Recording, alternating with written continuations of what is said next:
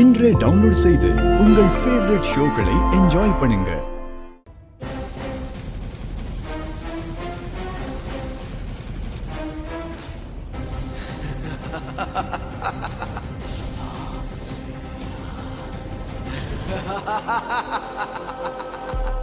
இந்த மந்திர வாளை எடுக்க எனக்கு முழு அதிகாரம் இருக்கு. காரணம், இப்ப இந்த அறைக்கான மந்திர சாவி வேட ரகசிய புத்தகம் இப்ப என் கையில இருக்கு. இது எப்படி சாத்தியமாச்சு?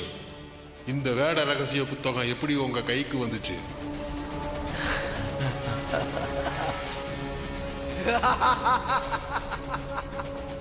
அது உங்களுக்கு தேவையில்லாதது.